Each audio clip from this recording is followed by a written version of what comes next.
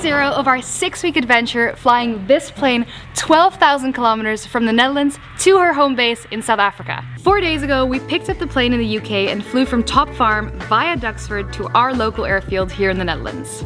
At Top Farm, we learned all the ins and outs of the 915 Rotax engine, as well as basic maintenance such as fixing a flat tire and doing a complete oil change. After clearing customs at Duxford Aerodrome, we crossed our first large body of water and the Sling High Wing was warmly welcomed in Dutch airspace.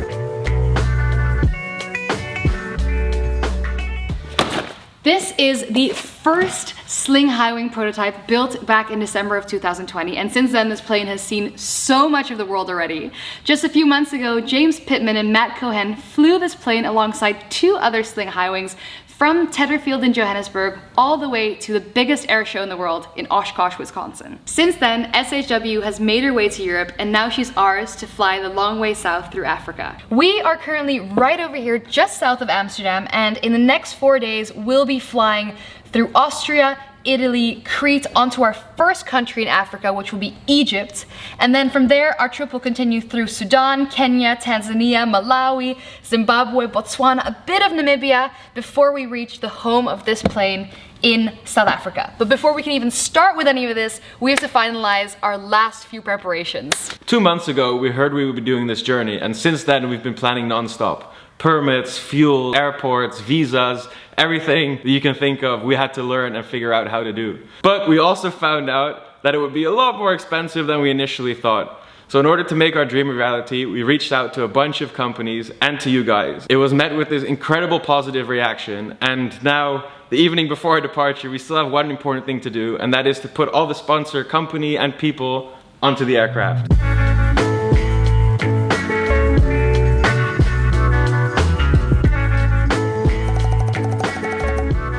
These are all the stuff we're gonna bring, minus a personal backpack and a duffel bag with our clothes. But as you can see, we have 2 big jerry cans for fuel uplifts if we aren't able to get fuel at certain airports. So we got these, very handy.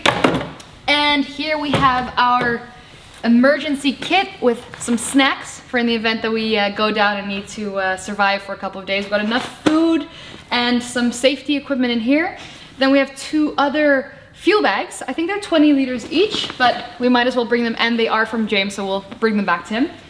My favorite item that I've bought are these chairs, and I think we're gonna be using them for all the time we have to wait at airports. 2 of these. Then we have our life jackets. We actually have 4, only be wearing 2 of course. Tie downs, headsets, and our camera bag. For the long ocean crossing they did from Cape Verde to Barbados, they installed a HF radio. You can see the antenna on the plane, and a lot of people didn't know what it is or thought it was a washing line. But it's the HF radio. We won't be using it, but we're bringing it back. High-vis jackets needed for international airfields. We got our dinghy for 2 people, so I'm not sure how big it is, but I'm sure we'll fit. And they did actually have survival suits for their ocean crossings. Explain why we're not gonna bring them. We'll have 3 more water crossings, but they're not that far, and we have our Garmin InReaches, we have our life vests and the boat. So we took a calculated risk on that, also because I don't fit it. Wel. Nee. Nee? Het moet ook nog uit, hè? And lastly, the best bag is the toolkit bag. I think before they left, they literally opened the bag and like everything they could find, they just shoved it in.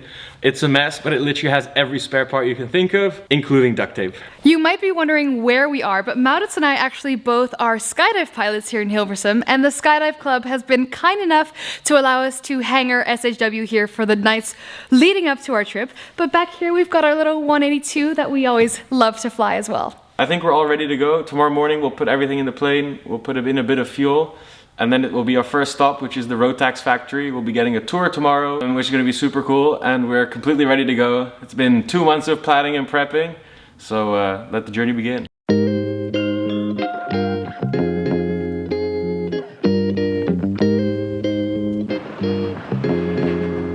Good morning, Dad. Morning. How are you feeling about our departure? Oh, it's great. I'm really impressed by all the preparation work done so far. It's looking good, very well organized. Of course, it's a beautiful plane, wonderful weather. What more can you want? And what's your job during this trip? Today I'm responsible for dispatch.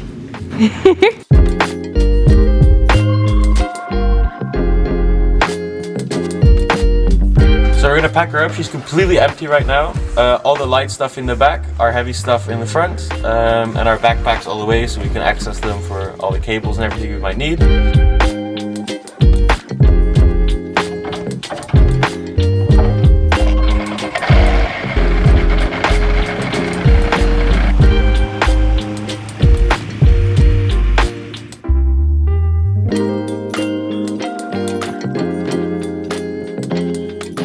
We are all packed to go, and it's 2 minutes past 10. I think in about 10 minutes we'll depart, and so many people came to say goodbye, which is just really, really heartwarming. The weather is perfect. We've got our route planned out, and I think we're gonna say goodbye and get in the plane. Let's go!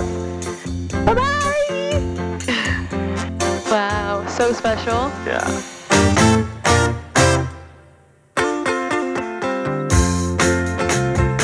Here we go, baby! Here we go. Zulu Uniform Sierra Hotel Whiskey, lining up runway 18. You ready? Yep. Go. Oh, she's speeding up real nice. Perfect.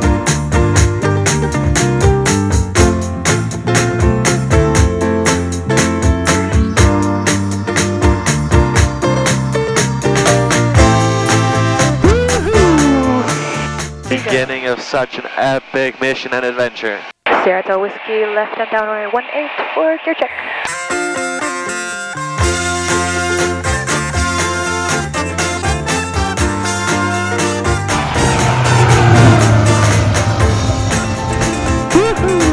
Goodbye, Hilversum. Woohoo! Well, there we go. Departed Hilversum, our home airfield. A special place to start our journey. 12 countries, 12,000 kilometers. One little plane and the perfect weather to start this epic journey.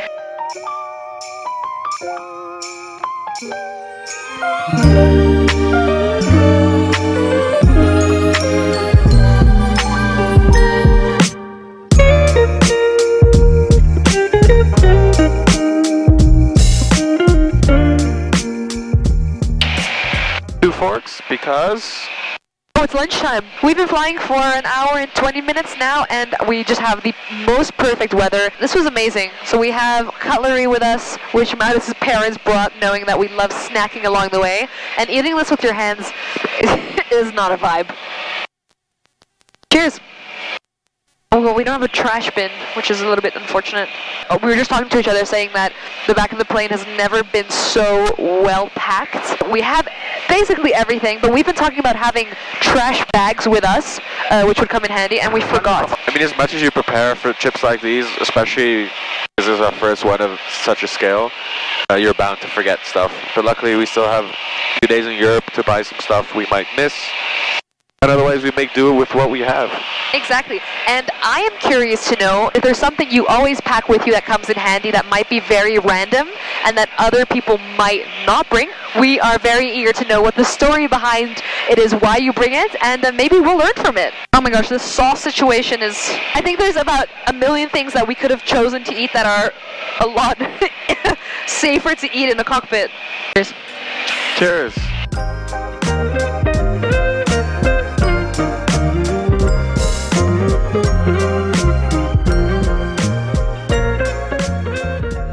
Zulu Uniform Sierra Hotel Whiskey.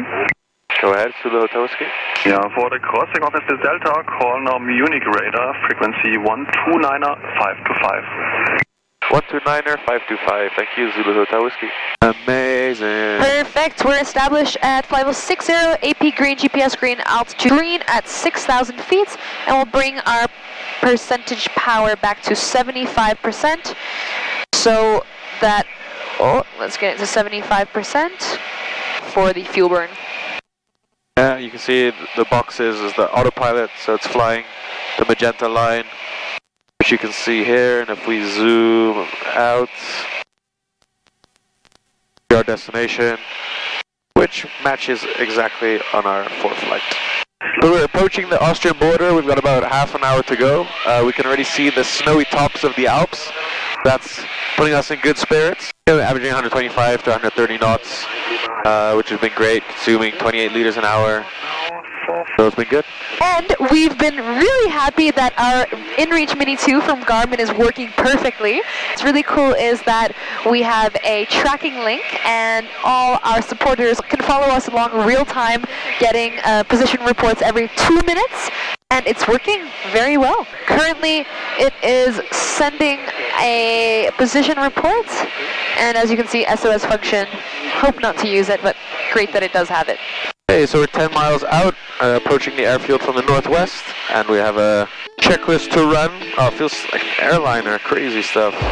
I'm ready for the approach checklist. So we set our QNH, fuel pumps on both. Got it. Park brake off. Park brake is off. Feed pump on. Feed pump on. That was it. Okay, approach checklist is completed. We got a QNH 1026 and I'll just maintain 2,400 feet here. Zulu Uniform Sierra Hotel Whiskey, early right it down runway 26 right. Full flaps. Sierra Hotel Whiskey, flying runway 26 right.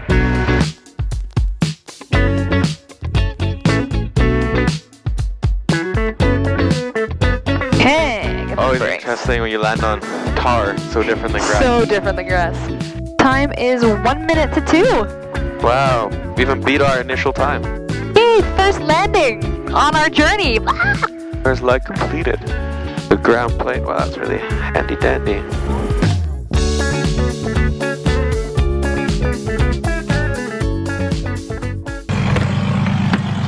Hours and 24 minutes, and I don't know about you, but I really have to pee. We're quickly gonna find a bathroom. In order to fuel, we got a tag and a code for the gate.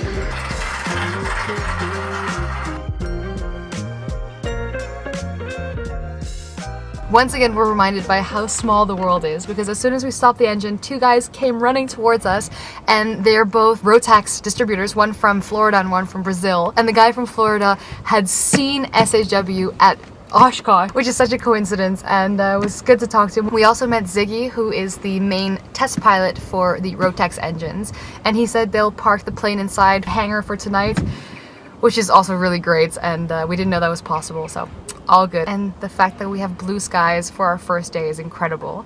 So we're gonna unpack the plane. Actually, you're gonna park it in front of the hangar, then unpack the plane and head to the hotel, and then get all the preparation done for tomorrow, and then go and find a place to eat tonight.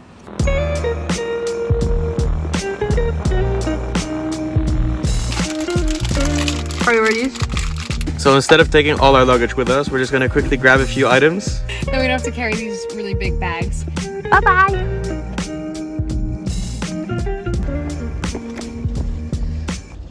Platz, Wels. We made it. Fully decked out in backpacks. We're gonna walk to our hotel, which is 25 minutes.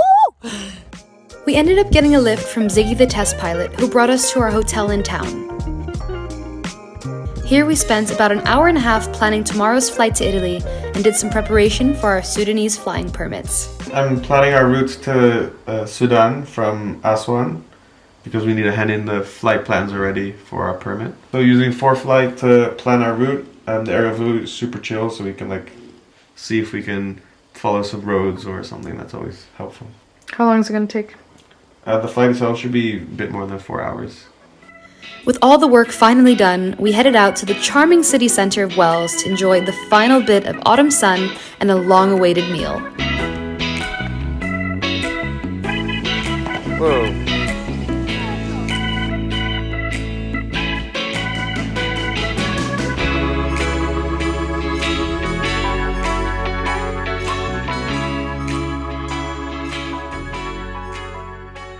We just got back from having dinner in the town of Wels, and we're absolutely drained of energy. Which is crazy because it's only 8:30 p.m.